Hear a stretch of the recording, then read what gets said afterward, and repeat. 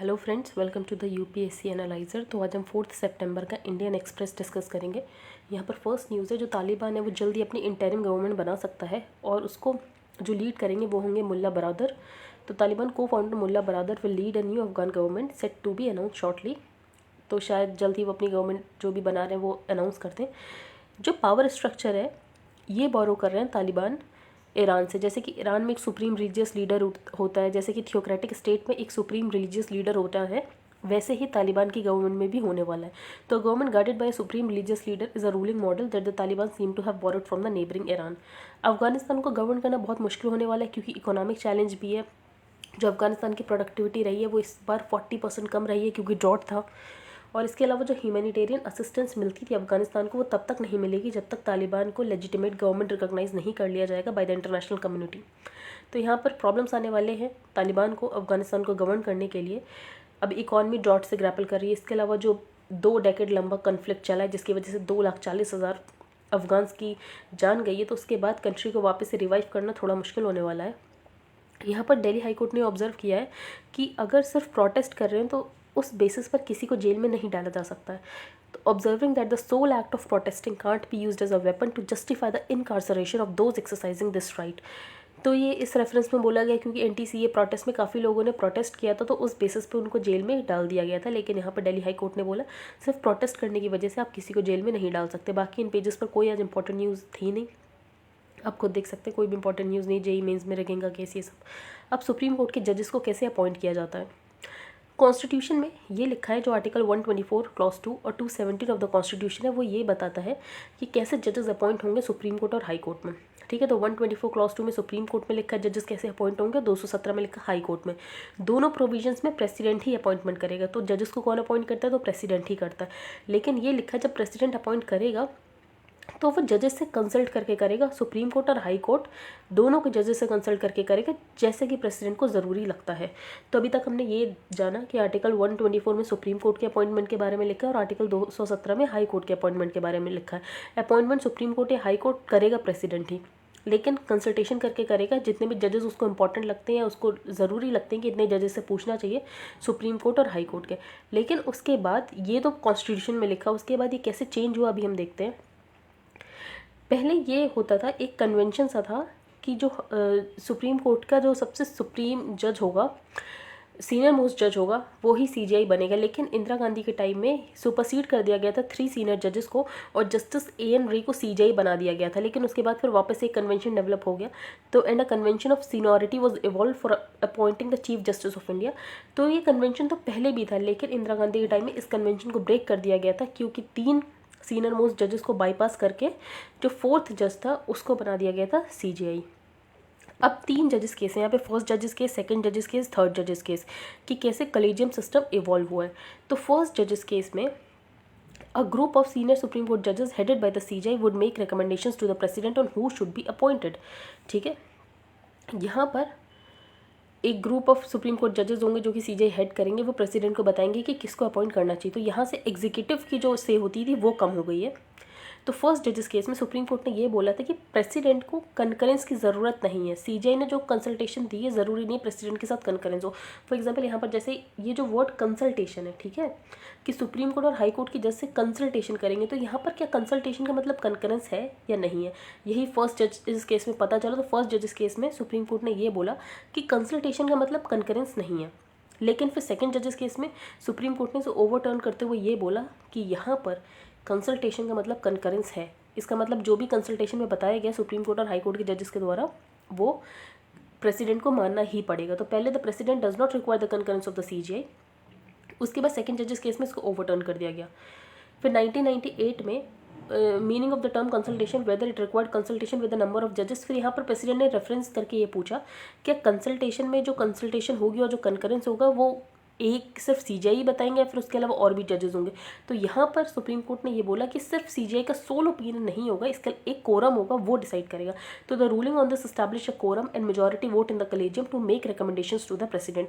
इसके बाद जो प्रेसिडेंट को रिकमेंडेशन आते हैं उसके साथ कंकरेंस होनी चाहिए।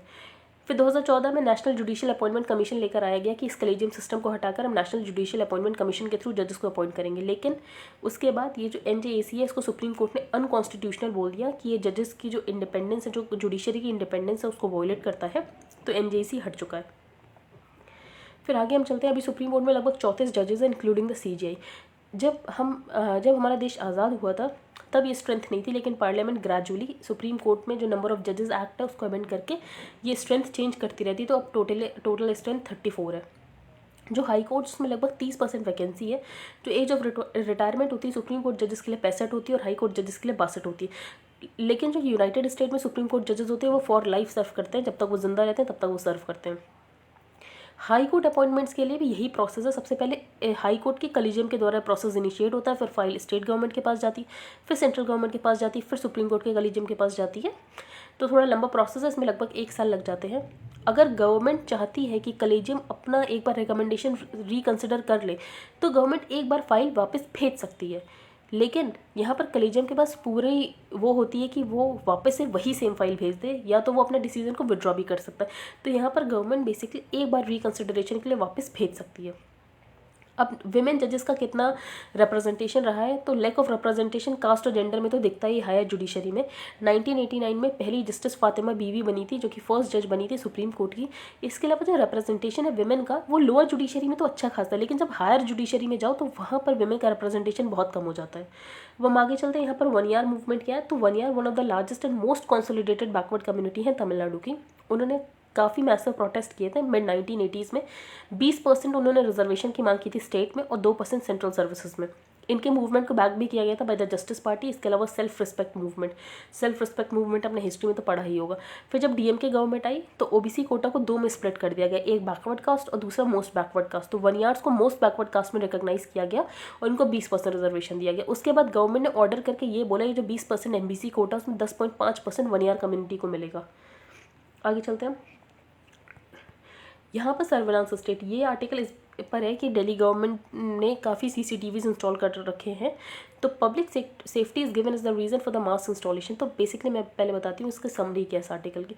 तो ऑथर ने ये बोला है कि जो दिल्ली गवर्नमेंट ने इतने सारे CCTVs इंस्टॉल कर रखे हैं, उसके बेसिस पे क्या कर रही है दिल्ली गवर्नमेंट, वो मास सर्विलांस कर रही है, लोगों पर नज़र रख रही है। और CCTV है उसकी वजह से क्राइम रेट कम हो गया है, ऐसा कोई डेटा है नहीं। तो ऐसी कोई भी ट्रांजिटिव रिलेशन हमें नहीं मिलता है कि अगर CCTV कैमरेज लगे हैं तो क्राइम रेट कम हो गया। तो बिना किसी पर्पस के ये लोगों के ऊपर नज़र रख रहे हैं, लोगों का सर्विलांस कर रहे हैं, ये है समरी में। तो public safety is given is the reason for the mass installation of the CCTVs इन दिल्ली। तो पब्लिक सेफ्टी एक रीज़न बताया गया कि CCTV इसलिए इंस्टॉल किए गए क्योंकि पब्लिक सेफ्टी का कंसर्न है। ये तो बिल्कुल डाउट की बात नहीं है कि वायलेंस काफ़ी ज़्यादा होता है दिल्ली में विमेन और चिल्ड्रन के अगेंस्ट। तो दिल्ली गवर्नमेंट के पास लिमिटेड मैंडेट है, क्योंकि जो पुलिस और लॉ एंड ऑर्डर है ये सब आता है सेंट्रल गवर्नमेंट के अंदर, क्योंकि जो पुलिस होती है वो यहाँ की सेंट्रल गवर्नमेंट के अंदर ही है, UT है। और इसके अलावा इनके एक्ट में भी यही लिखा है कि सेंट्रल गवर्नमेंट ही मैनेज करेगी जो भी पुलिस है और लॉ एंड ऑर्डर है। तो पुलिस और लॉ एंड ऑर्डर तो यूनियन गवर्नमेंट में चला गया, ठीक है। फिर काफ़ी कम जूरिसडिक्शन है, तो ऐसे में पब्लिक सेफ्टी मेंटेन करने के लिए दिल्ली गवर्नमेंट CCTV इंस्टॉलेशन करा दिए। तो अब ऑथर ने ये पूछा क्या उसके बाद दिल्ली विमेन सेफ है ऐसे हाई सर्विलांस के बाद, तो नो। अगर हम एविडेंस बेस देखें तो ऐसी कोई भी रिपोर्ट नहीं मिली जिससे ये पता चला कि CCTV इंस्टॉलेशन के बाद विमेन ज़्यादा सेफ हो गई हैं। तो there exist no public data on how CCTVs contribute to a reduction in violent crimes. तो ऐसा कोई भी पब्लिक डेटा एग्जिस्ट नहीं करता जिससे ये पता चले कि CCTV की वजह से कैसे वायलेंट क्राइम्स में रिडक्शन हो गया है। CCTVs और क्राइम अगेंस्ट वुमेन से हमें ये पता चलता है कि इसमें कोई भी रिलेशन है ही नहीं। अगर देखो तो 5095 केसेस क्राइम अगेंस्ट वुमेन अगर 2021 से देखो तो कंपेयर करने में कम हुए। वो इसलिए कम हुए क्योंकि पैंडमिक की वजह से लॉकडाउन लगा था। अगर लॉकडाउन लगा था तो लोग अपने घर से बाहर ही नहीं निकल रहे थे, तो अपने आप ही क्राइम रेट तो कम दिखेगा ही दिखेगा। तो while this could be because of restriction in the public movement due to the pandemic, इससे ये पता चलता है कि हायर नंबर ऑफ कैमराज, तो ज़्यादा कैमराज है तो इससे लोअर क्राइम इंडेक्स होगा। ये बेयरली कोरिलेट करता, मतलब नहीं ही कोरिलेट करता है। ऑथर ने बोला आपने इतना बड़ा प्रोजेक्ट एक्सपेंडिचर कर रखा है, 1184 करोड़ रुपए खर्च कर रहे हो, उसके बाद ये वन टाइम कॉस्ट नहीं आपको रिपेयर करना पड़ता है। अभी जो CCTV की फुटेज है ये कौन एक्सेस कर सकता है, तो ये RWA के अंदर RWA के रिप्रेजेंटेटिव्स इसको एक्सेस कर सकते हैं। तो which permits the installation of CCTVs and make feeds available to RWA representatives. इसके अलावा जो मार्केट एसोसिएशंस होते हैं, पब्लिक वर्क डिपार्टमेंट्स होते हैं, लोकल पुलिस होते हैं, उनको पासवर्ड दिया जाता है कि आप लॉगिन कर सकते हो एक बार अप्रूवल लेके लोकल MLA से, ठीक है। तो ऑथर ने बोला आपने ये सब सीसीटीवी तो इंस्टॉल कर दिया, लेकिन आपने स्टैंडर्ड ऑपरेटिंग प्रोसीजर के नाम पर सिर्फ एक पेज की इंस्ट्रक्शन दे दी। तो व्हाट हैपेंस अगर जो पासवर्ड है वो कॉपी हो जाए या जो फीड की कॉपीज़ वो किसी और को मिल जाए, तो यहाँ पर आपको थोड़े टफ रूल्स बनाने की ज़रूरत थी जो कि आपने नहीं बनाए। आगे हम चलते हैं the idea of a teacher. इस पर इस बात पे फोकस किया गया है। तो जो इंडिया के एजुकेशन सिस्टम है वो काफ़ी रोड लर्निंग पर बेस्ड है। जो बच्चों की इनर क्रिएटिविटी है उसे बाहर नहीं निकाला जाता है।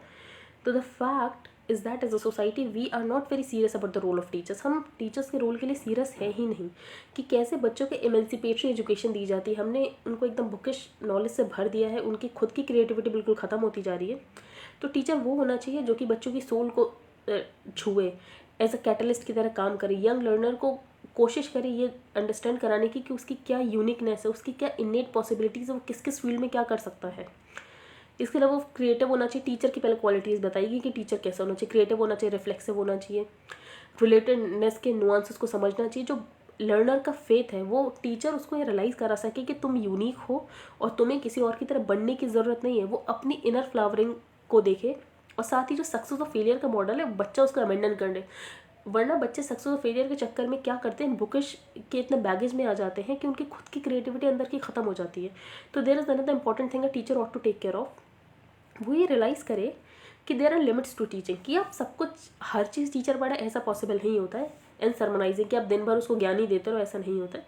She is not suppose to fill the mind of the learner. तो टीचर की यहाँ पर ये रिस्पॉन्सिबिलिटी नहीं कि आप उसके दिमाग को भर दो heavy baggage of bookish knowledge, उसके दिमाग को एकदम किताबों से भर दो। इंस्टेड उसका प्राइमरी टास्क ये होना चाहिए कि कैसे बच्चे की पावर ऑफ ऑब्जर्वेशन को बढ़ाया जाए, वो कैसे सोच सके, अपनी सेंसिबिलिटी को कैसे एस्थेटिकनेस के साथ ला सके, एंड अबव ऑल उसकी स्पिरिचुअल अर्ज की वो और ज्ञान अर्जित करना चाहे। तो यहाँ पर हमें क्या करना है, उस बच्चे का जो इन्नेट एबिलिटी है उसको क्रिएटिविटी की तरफ लेकर जाना है। लेकिन अभी क्या किया जाता है, जो बच्चों को उनके दिमाग को भर दिया जाता है बुकिश नॉलेज से। इन अदर वर्ड्स जब ये सारी कैरेक्टरिस्टिक्स बच्चे में डेवलप हो जाएंगे तो वो अपने आप ही लाइफ लॉन्ग लर्नर बन जाएगा। आपको फिर उसके बाद दिमाग में उसकी हर चीज़ भरने की जरूरत नहीं पड़ेगी।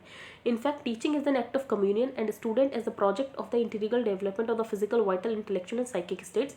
अगर ऐसा होगा तभी हम एमेंसिपेटरी एजुकेशन की तरफ बढ़ सकते हैं। As a matter of fact emancipatory education ये बताती है कि कैसे इंसान अपनी लाइफ मीनिंगफुली जी सकता है, क्रिएटिविटी के साथ जी सकता है, ग्रेसफुली जी सकता है, और जो डाइवर्स आइडियोलॉजीज उसको डीबंक कर सकता है, जैसे कि डोमिनेशन और सिडक्शन की प्रैक्टिसेस चलती है उसको डीबंक कर सकता है।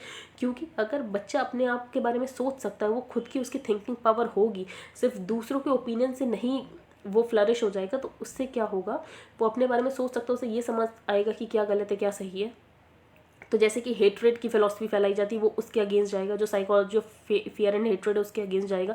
इसके अलावा वो सेक्सिज्म को क्वेश्चन करेगा, रेसिज्म को, कास्टिज्म को, इकोलॉजिकली डिस्ट्रक्टिव डेवलपमेंटलिज्म, जैसे ये बोला जाता है हम डेवलपमेंट कर रहे हैं तो इकोलॉजी तो डिस्ट्रक्ट होगी, वो उसको क्वेश्चन करेगा कि ऐसे डेवलपमेंट की क्या जरूरत है जैसे हमारी इकोलॉजी खराब हो रही है। हॉलो कंज्यूमरिज्म, इसके अलावा जो life killing practice of productivity, जैसे बच्चों को बोला जाता है कि आप दिन में 10 घंटे पढ़ो, 12 घंटे पढ़ो, अपनी प्रोडक्टिविटी बढ़ाओ। तो प्रोडक्टिविटी जैसे कोई चीज़ ही नहीं होती है। And the life killing practice of productivity that transforms potentially creative beings. आप अगर प्रोडक्टिविटी के पीछे भागोगे तो जो आप क्रिएटिव बींग्स हो वो खत्म होकर आप सिर्फ एक रिसोर्स बन जाओगे, क्योंकि रिसोर्स की प्रोडक्टिविटी होती है, इंसानों की प्रोडक्टिविटी नहीं होती है।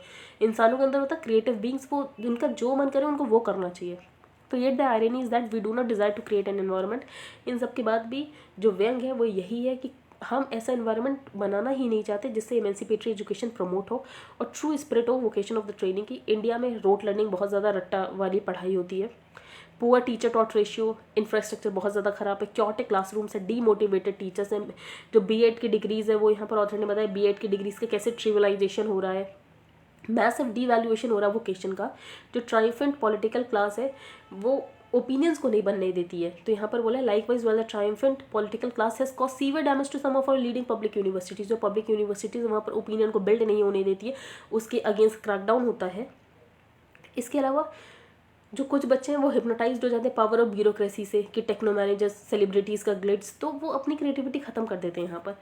तो however those who love the vocation of teaching and continues to see its immense possibility should not give up। लेकिन जो चाहते हैं कि क्रिएटिव एजुकेशन रहे, इमेंसिपेटरी एजुकेशन रहे, उनको गिव अप करने की कोई ज़रूरत नहीं, क्योंकि हमारी वही सोसाइटी जिन्होंने गिजूबाई बादेका को देखा है, रविन्द्रनाथ टैगोर को देखा है, और उन्होंने हमें भरोसा दिलाया है कि टीचर सिर्फ एक कॉग नहीं होता ब्यूरोक्रेटिक मशीन में, बल्कि वो एक लैंप ऑफ ट्रूथ को कैरी करता है, अपने स्टूडेंट के साथ वॉक करता है, वॉन्डर होता है, सीकर होता है, और जिस दुनिया में वो रहता है उसका मोस्ट ऑफ द सेंस बनाने की कोशिश करता है।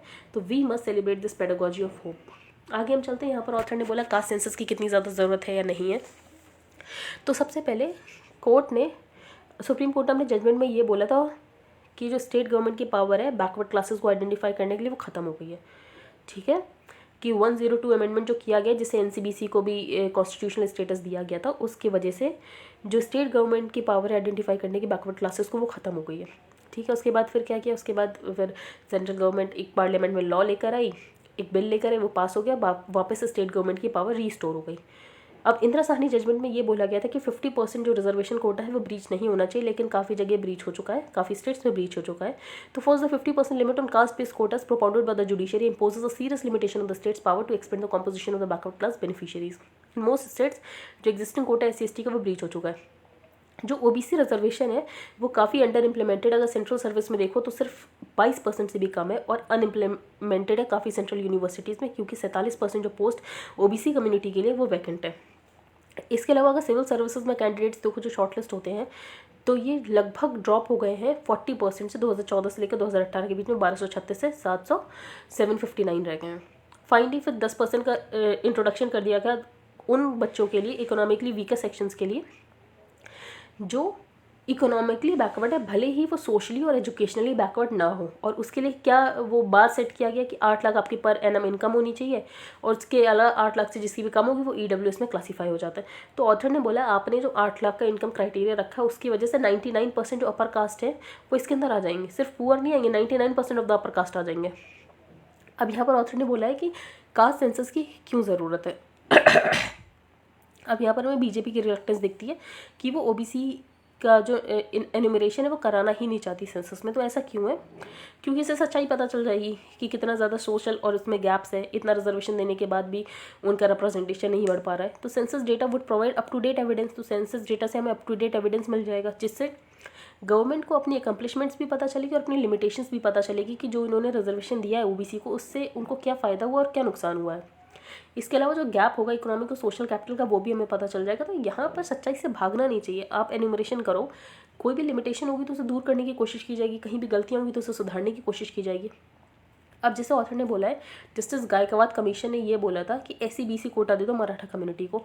अब उन्होंने बोल तो दिया, लेकिन उनके पास कोई एविडेंस नहीं था इसको बोलने का कि क्यों SC/BC देना है, क्योंकि कमीशन की फाइंडिंग से एजुकेशनल अटेनमेंट तो कम है मराठास में, लेकिन मराठा सोशली डोमिनेंट है। लेकिन उन्होंने एजुकेशनल अटेनमेंट वाली फिगर देखा, ये तो देखा ही नहीं वो सोशली डोमिनेंट है।